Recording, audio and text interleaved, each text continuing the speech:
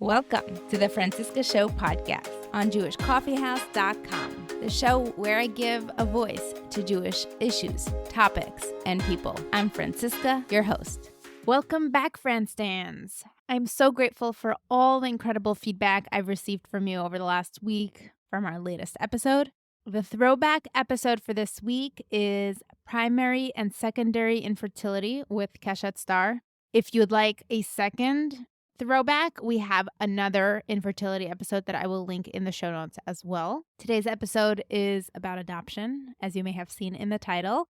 I do want to let you know that there was a technical issue that we discovered after the recording, so I had to use a backup recording for this. So this episode might not sound as clean, edited as you might be used to. You should also know that 2 adoptees reached out separately asking to share in this podcast, so this is episode 1 of 2. Our sponsor for today did not submit the information on time, so I will get her in next week. And if you're thinking, hey, how can I support Franciska? Guess what? You can be a sponsor on the show. You can dedicate a future episode to someone who has passed. Of course, if you'd like to contribute, but not in a monetary way, you can just spread the word and tell a friend about the show, and this is how you can support me as well. And instead of a promo today, I'd like to use this time to do a shout out to one of our listeners, Hillel Beerbreyer, who, after listening to the episode with Sahaba Wolf on the update that's needed in advice for frum women, Hillel reached out to say that he would like to offer an open invitation for anyone who is looking to upgrade their career and would like some help. So Hillel is someone who went from the Mir to Jewish education to an MBA and now a very corporate job. He's happy to help people out with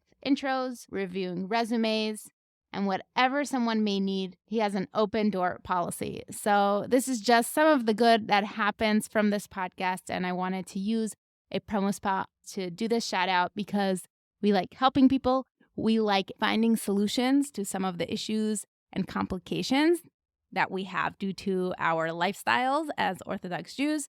So thank you, Hillel, for your generous offer. So if you are interested in taking him up on this offer, please message me and I will connect you. And here we go. Enjoy the show.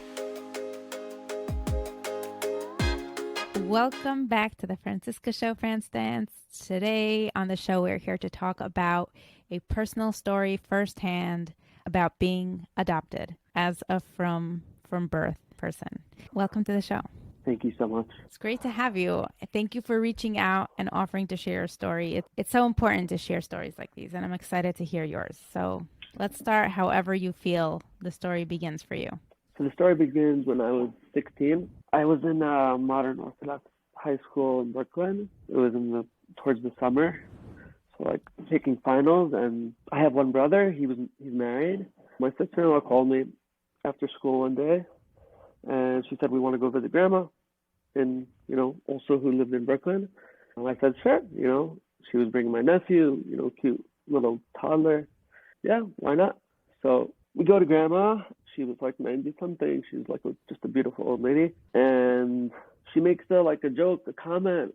She said, referring to me, I'm tall, dark, and handsome. So being a teenager and whatever, like to say weird stuff, I said, my parents, Ima and Abba, they're not tall. So why are you calling me tall, dark, and handsome? I'm not tall. I'm not like them. I must be adopted. So then basically that's when things started to come apart. My sister-in-law, she obviously knew. Hold on. Yeah. So did your grandmother say anything back to you when you made that joke? When you say everything started to... Not really. She didn't really know what to say, I guess. I mean, it's probably not her place, to fill me in on everything at that moment. She just, things just washed over from that generation. Just didn't really faze her what I was, the joke that I made and what the ramifications that would have. So she didn't really respond to it in any way.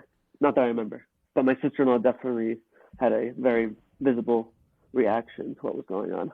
And then the story went on. What's going on? You made a comment and somebody confirmed the comment for you?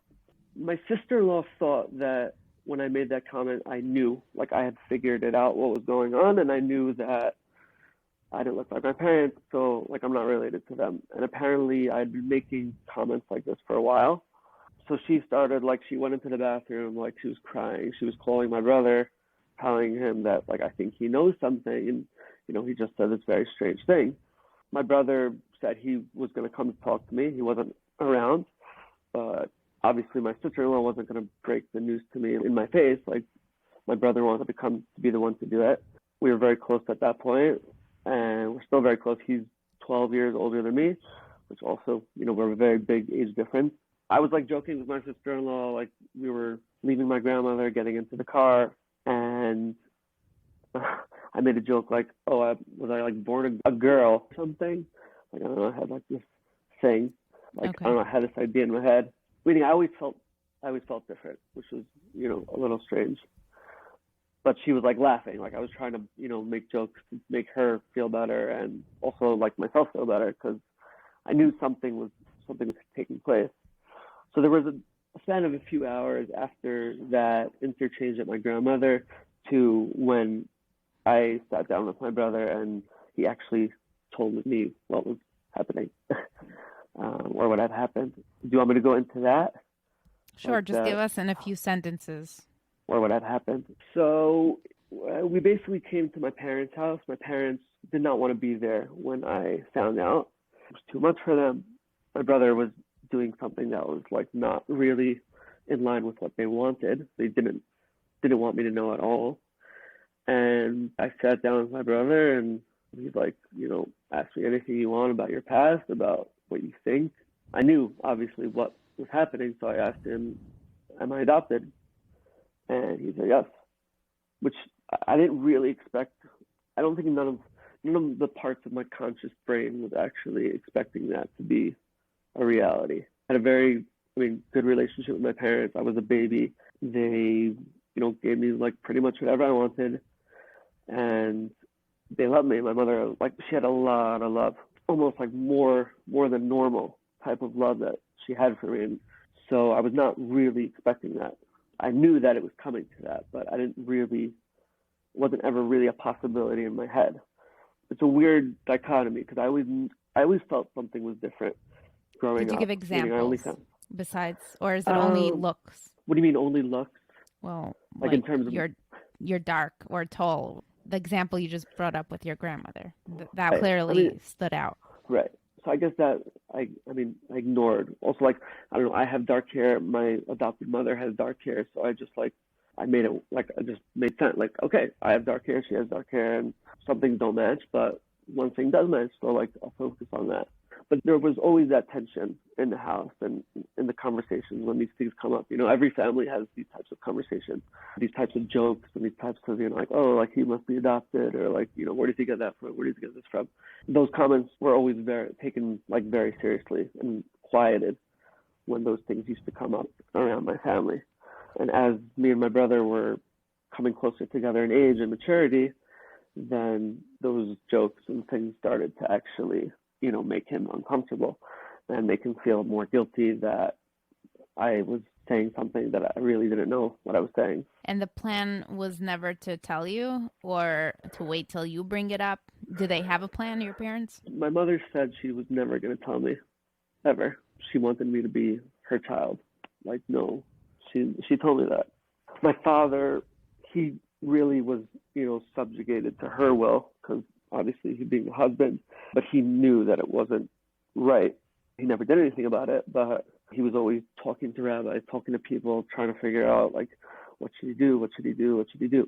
I don't know what would have happened with that in the future, but my brother felt that, it was time, and he did it. Sounds weird. I'm thankful to him that he did it. I'm also, very angry that he did it. I was very angry back then, and, why were you angry? There was a little bit of a, I guess you would say, a fight when I found out. My parents had come back to the house after my brother had that conversation with me, and my father said something to my brother, and my brother got very upset, and basically he left. We still talk about it. Like, he dropped the bomb, and then like he just left, and like I was just like, there's no professional, but like not even, he couldn't even stay to like comfort me or talk to me. So that was a big point of anger that I had for a long time. And remind me how old you were when you got that. I was 16. Okay. So you have this conversation, then your brother leaves. That was very traumatic. And also it was just, this was like this was the secret. This was the fight. And, like my mother, like she could, like I remember like right after I had found out, like she couldn't look at me. Like that was very hard. Her bubble was burst. Her reality that she wanted to keep was not true anymore. We did heal from that, but it was never the same. My father, like we went on a walk that night, like he was trying to be somewhat of a comfort or somewhat of a listening to like what I was going through or whatever. He gave me like a whole story about like how I came into their life and how beautiful it was and, all the events leading up to it. Can you give us some details? Yes, they had second child infertility, and they went through everything that people in that situation have to go through. And they came to adoption, and it took them years to be able to adopt me. And he's telling me that I was apparently all the systems of adoption in New York had just switched to computer. So when they were matching children to families, it was like by a computer match. So he was told that that I was the computer match for them. Like my name came up with their name, and that's how they got the call, which is definitely amazing. Not exactly what I needed to hear at that moment, but what did you need to hear at that moment? The situation could have been handled more, I guess, gently. And, like with a psychologist, with a social worker, with a mentor, with something like that. Even a rabbi, like anything. But, it was just like kind of between us and the family dynamics, and things were just getting not nice when my parents spoke to my brother. And in terms of like what I needed to hear, I was definitely angry. It was trauma. It was just like, I just need time to like breathe. I need time to get my thoughts. This is like a life-changing event. Feel it's okay to feel like, things are up in the air and not stable. And, everything that you thought is really not true. But my father was able to tell me some things about my birth family, which is something I definitely needed to hear more of. I was very, very thirsty for information about what happened with them and, why I was given up and why I didn't live with them and all those types of questions. Can you give us some more information on what you found out? First of all, were they Jewish? So, yeah, they were Jewish. So that's why I didn't have to my parents, right. Yeah, my parents didn't think I needed to do Gerus L'Chumrah. So that's why I never got formally told about it as I was growing up. The reason on paper why they gave me up was simply because of emotional mental issues, which is something I was told probably the day or two later after, like when I found out. I knew it the whole time. But even when you're told that, you don't really know what it means. You understand a little baby and like, what does emotional issues really mean? Like they were having a bad day, like they couldn't, they didn't want to change diapers, like what? So that took me a very long time to come to understand what that meant and what the seriousness of that meant. But as an immature 16-year-old, it didn't really make sense to me.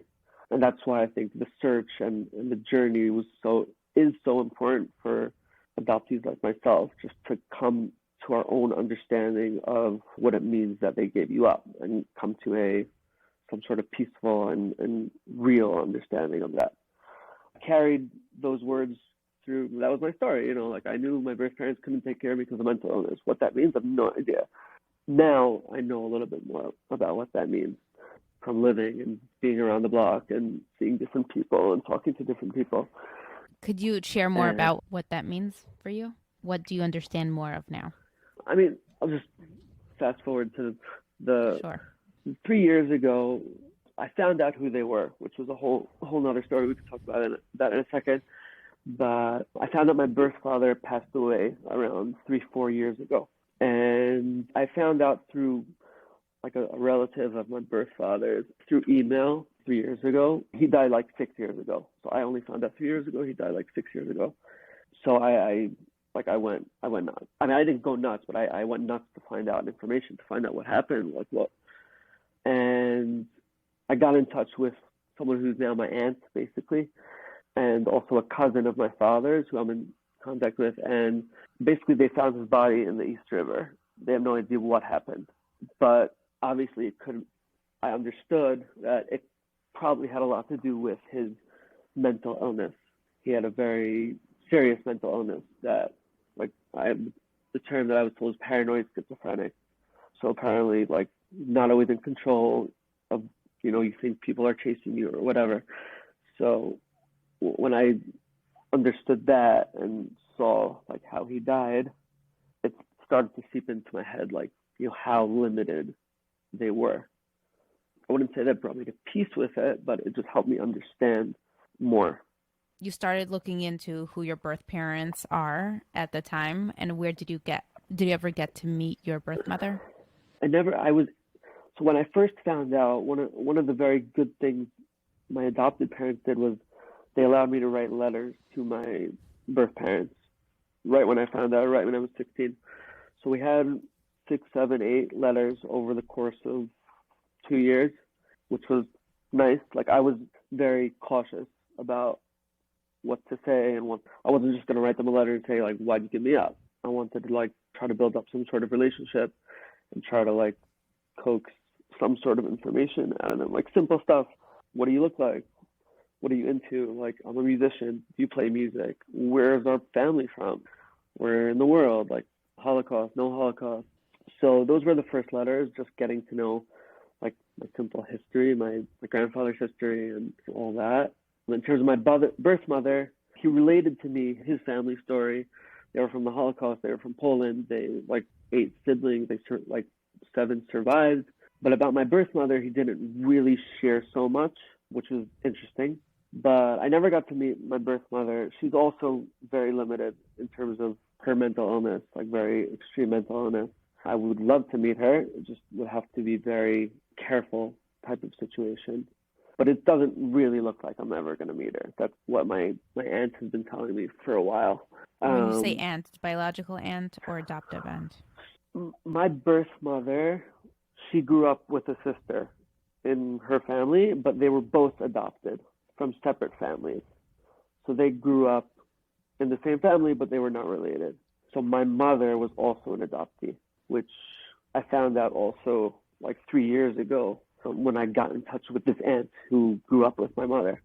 As an adolescent, you have this big new reality change. The reality always existed, but now it has entered your conscious state of living, and it shatters a lot of your foundational beliefs, and it shatters all those beliefs, and you have to sort of rebuild it and start from scratch. What does your social life look like, your academic life, and then your religious life? How does that start affecting that? My social life, I had a few very close friends in the school. We were in a band together. I had a second home with my best friend, and I went over there all the time. We had our group of friends, and it was fine. It was great. My friends really helped me through that time. Did you share that with him when you found out? Yeah. My close friends knew what happened. And do you feel like they were able to understand and relate a little bit, or they just made some jokes and moved on? Was that helpful to share it with them? I mean, in the beginning, it was just like jokes and, like move on. But, they were with me throughout the whole process of me finding out who my birth parents were and all the little details. So we did grow together as friends. We wrote songs about it. Okay, then academically, did anything? Yeah. Academically, I don't know how. I don't remember how I got through high school. Honestly, I still think about it sometimes. Not really sure how I got through. So it was sometimes challenging. I have dreams. Yeah, it was very challenging. But I had the principal, the manal of the school was extremely accepting, so that helped a lot.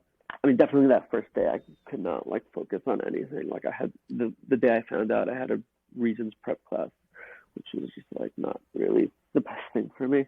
I feel like I'm a lucky adoptee. I was able to find my birth parents, at least find out who they were. A lot of adoptees have no way of finding out anything about their past.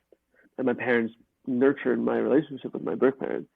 They wrote letters. I wrote letters through them, and then they were very encouraging, and certain things they wouldn't give me information about, but like what? Money. They didn't tell me who they were. So I was pretty much in the dark for 6-7 months about who they were until I was able to put the pieces together by myself.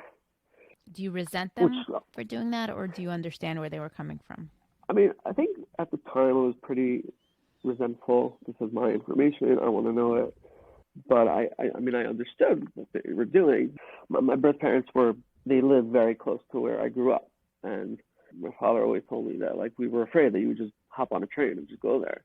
So that's why they felt that, one of the reasons why they felt that I shouldn't know.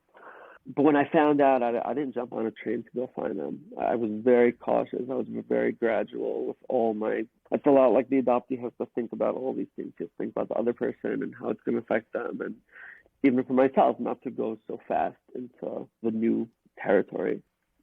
Religious experience, was that affected at all? I was already, I guess you'd say, on the downhill at that point in my life. Growing up FFB, doing things that not really understand anything, what you're doing. That was definitely part of it. This gave me an idea, like, well, is Hashem, like, out to get me or something? Like, what did I do to deserve this type of, like, insanity? That was one thought, which didn't help religious observance. But on the other hand, it did open up my mind for more possibilities. If Hashem could do something like this, like, it feels like this is going somewhere. It feels like the story is being taken somewhere.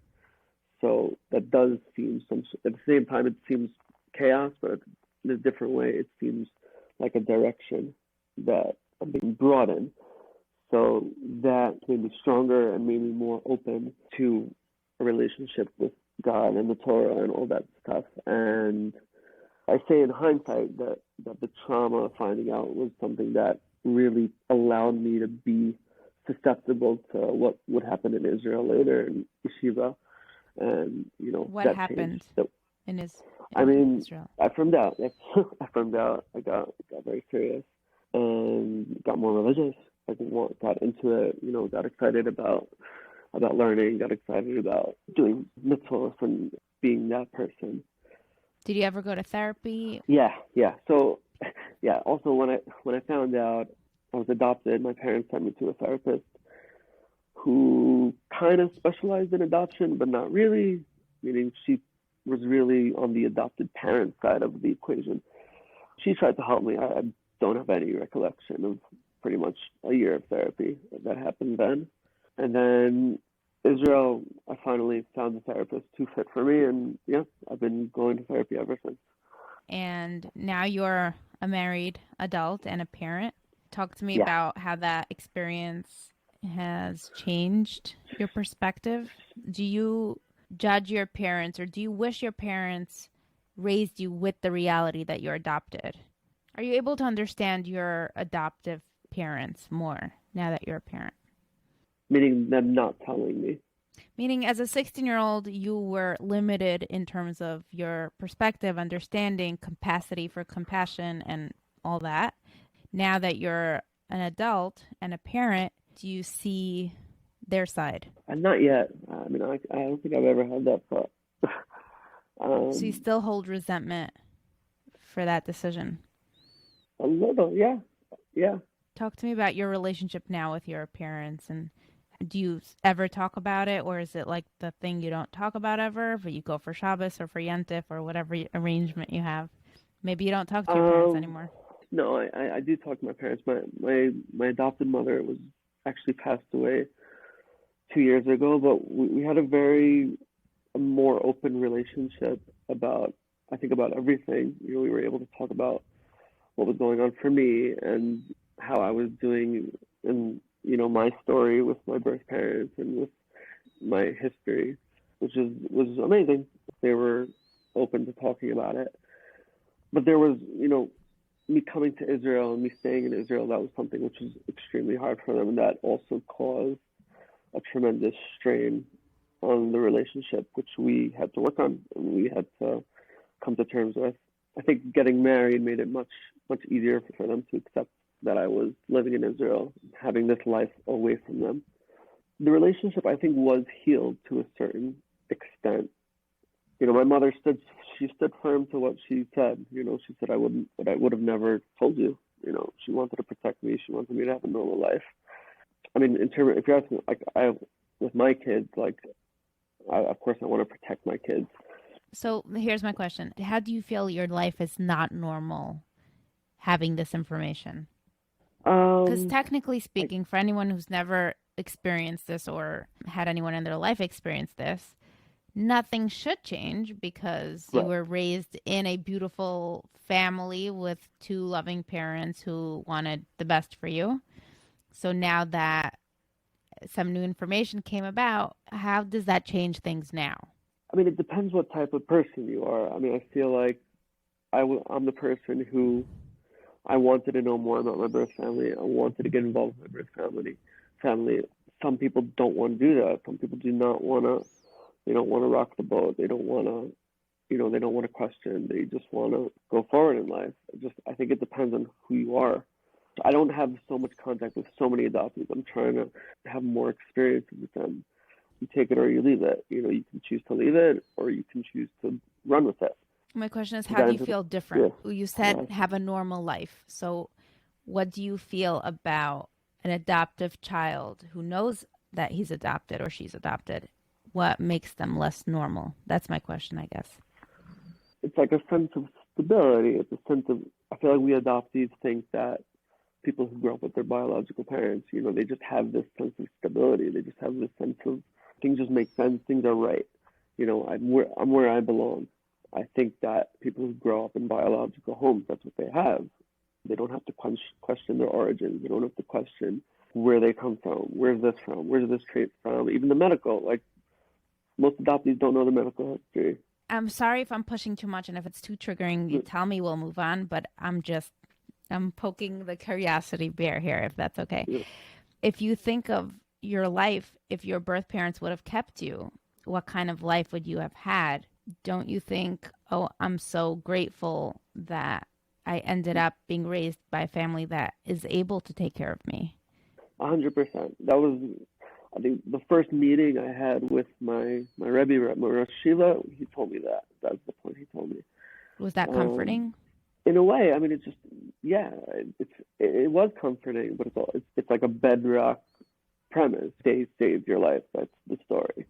Your parents saved your life, and they caused you to have an incredible life.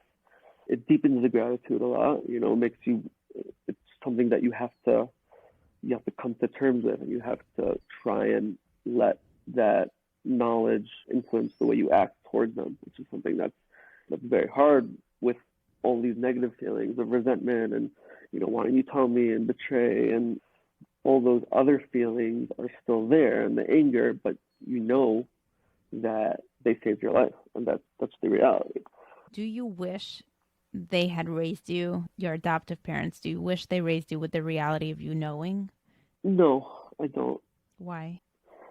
Because I had a normal childhood. I had 16 years, which I was completely normal, relatively. But I grew up happy. I didn't have all the feelings that I have post-16. I didn't have those feelings. I wasn't wondering about my birth parents and, like all the things that triggers and abandonment issues. I understood I was a normal kid and my parents loved me and I didn't have any doubts about it. And I grew up like every other kid in my class. They had their parents and I had my parents. Whether or not subconsciously I knew something else was going on that's a different question. But I don't wish that I knew. I think that finding out when I did caused me to be the person I am today, which I am happy with. And even after I found out, I had a few friends who were adopted, and I tried to go to them for advice. You guys have been living this your whole life, and you know it, and they had nothing to say. Why? How not so? Something Because they grew up knowing. And I think it was more also international type adoption, so that makes things harder. But me finding out when I did, it made it something that I had to deal with, and I still have to deal with. I was forced to step up to the issue and look it in the face and try to come to some terms with it. So hypothetically, if you ever adopted a child, you would not want them knowing. That's a different question. I wouldn't say that. That all the professionals say that you need to tell the child. All the professionals in the field, that's what they say. You need to tell them as soon as they are able to understand it, and then they live with it, and you don't have that trauma of finding out. But I would do it in a way that he would he or she would be able to explore it and to be able to try to, if they're into exploring it and if they're into coming to peace with it, and, that's something that they should be able to do. I might even force them to go and face it because I see how much it does for a person. Talk to me about the relationship with your wife when you were dating. Do you feel like that's something you had to bring up? It was a big part of your identity. You had to bring up as soon as anything got a little serious. Like, how did your identity affect dating? Yeah. So it was definitely like that. Like you said, when things got serious, like that needed to be told. So did you have any previous serious relationships where you told the person you're dating and it didn't work out? I don't think so. Was that something you shared with Shatchanim in advance? Was there concern that you would be rejected for that information, or it was just very personal? I wasn't really concerned about being rejected. I'm trying to think back. I don't even remember really it being such an issue. Maybe I was told not even to tell the Shalchanim. I really don't remember. I wasn't set up with the normal, like a Saradina cat's shot. I see you're up to date on the Franciska show. Yeah. I mean, my wife also went to her. So my shidduch was made through like just mutual friends. So they didn't really need to get into the nitty gritty about, all the background information. They just like, friends she's vouching. from Brooklyn. Yeah, she's from Brooklyn. He's from Brooklyn. Like, sounds good. So at what point did you bring it up? And what was that like? So the fourth date, for me, it just bringing it up really just solidified, everything I was feeling towards my wife. What does that mean? Like that, like I feel comfortable telling it to her, and I felt good to discuss it with her. And I think it propelled the relationship forward. She didn't get scared. She's also an out of the box type of person. So it wasn't like, oh my God. It was just more like she had a curiosity of what it was like for me. So that was we have a very positive experience with it, which I'm very grateful for. You did mention you're a listener of the show, so you might have heard episodes on infertility, episodes on abortion. Yeah. Or the one episode we did so far. Are you triggered by that kind of conversation? What does that bring up for you? How do you experience this information, these conversations, versus people who are listening out of pure entertainment or curiosity? I'll start with the abortion thing. It's bigger in my mind. I mean, I don't feel threatened by it. It just, it makes it just all the more interesting. Each abortion could be an adoption. Like you could think in those terms. I'm still trying to see how they all fit together. So what do you mean by that? But I mean, adoption has gone down tremendously over the past 50 years because of abortion. Do you think that's good or bad? I mean, that's already getting into the question. Do you think adoption is good? No, I'm saying, do you feel bad for other people when you find out they're adopted? Or are you happy for them that they were rescued from being killed? Wow. I mean, it definitely dodged a bullet, I feel like. Because that's not a given that you feel like you dodged a bullet. I'm just putting it out there. What do you like for other people? Because some people might feel like, I would have rather not have this life. I don't know. Right.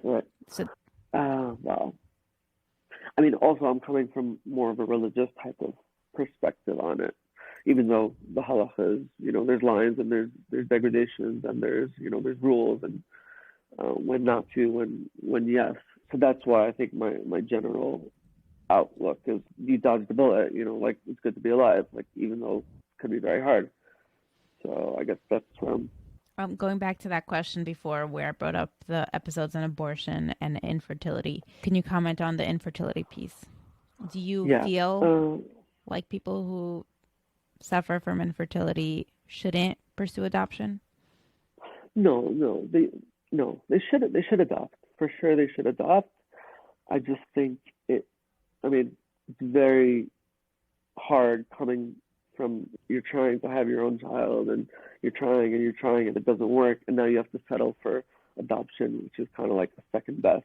So that needs to be dealt with, that pain and that disappointment. Like you have to come to peace, you have to heal from that if you want to be able to give your child, everything you have to offer.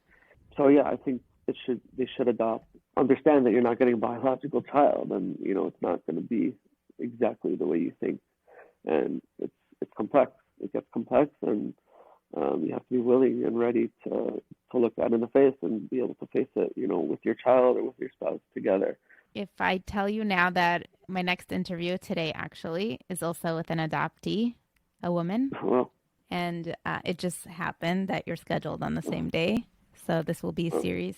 Is there anything cool. you'd want to express to her or to the audience? Any information you'd like to spread by speaking today? Yeah. In the adoption world at large right now, like for adoptees are getting older, they're coming into their own. Adoption is getting a lot of not such good press, I would say. Why? Because the decisions are being made against the best interest of the child. Meaning to say, what do I mean? Meaning closed adoption, for example, like taking away people's identities and changing their identities. That's something that is being very heavily challenged right now. And also the idea that adoption is just like a rosy fairy tale ending. I mean, that's the general idea of adoption, like a baby gets a home. But the research and all the adoptees are coming out now, and they're saying adoption is not perfect. And adoption means a child has gotten separated from their mother. And a big school of thought that it's a trauma, like that is a trauma. One of the famous books about this is called The Primal Wound by Nancy Ver, I think. So what I want to say about that is that it's okay. It's okay to feel trauma. It's okay, not to feel stable and not to feel okay with adoption, even though you had a perfect life. And there's tons of support groups out there for adoptees in general, who they're talking about these things and, how they deal with the trauma and how they deal with, not knowing their background and how they need to be the son that to the adopted parents, and they need to fulfill that role of taking care of their parents' pain. But that's okay. It's okay to feel pain in this thing that is adoption. And it's something that we have to heal from. My point is not to look at the world and see everyone's yelling. Like, people are yelling, they don't want adoption anymore. They want adoption to be erased because it's like kidnapping. It's like, just taking a kid away from his parents, and it's not for the child's best interest, and it's only being made for the birth parents' interest and for the adopted people's interest. I don't think that way. I think adoption is very good, and I'm extremely grateful that I was adopted. But at the same time, there has to be a acknowledgement of the trauma and all the things that we're missing. We are missing a lifetime with our biological parents, something that's not going to change. The same way my adopted parents saved my life. On the other hand, my birth parents, I never met them. And that's something, I'm going to have to live with. I met my birth father first time. I met his gravestone. That was my meeting him. It's very hard. And there needs to be a way to process that and a way to discuss that with people, and to have people understand you, with a spouse, with a mentor, with a therapist, with whatever it is. But it's okay to feel the negativity, and there is a way to get past it, I believe. So that's my message.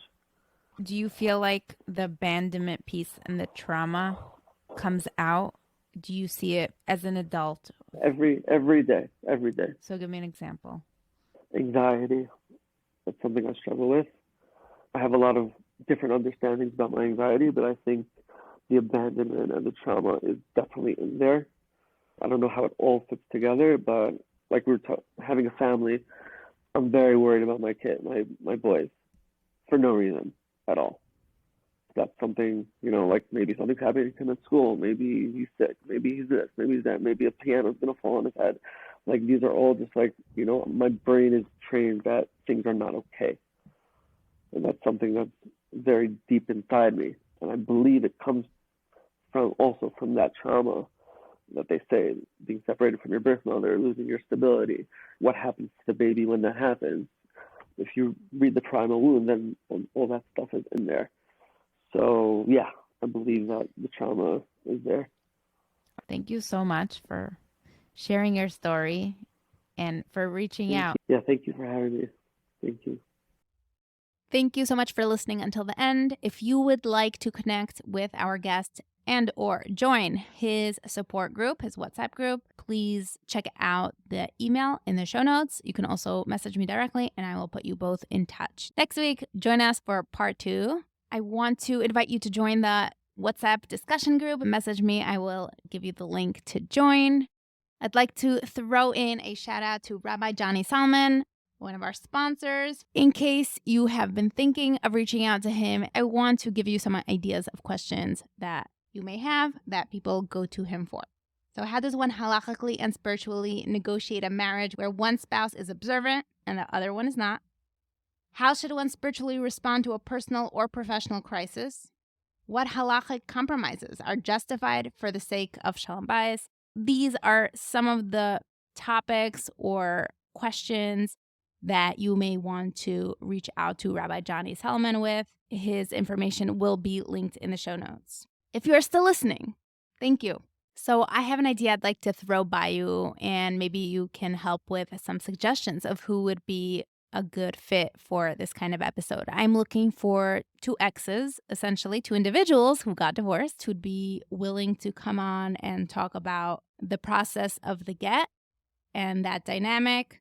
And let's see if we can get any volunteers for this kind of episode. If you like this podcast, you might enjoy Orthodox Conundrum and Chochmat Nashim, Intimate Judaism, and Let My People Eat. All podcasts on the Jewish Coffee House Network. Go check them out. The link is in the show notes. Thank you for listening. Thank you for supporting the show. And see you next week.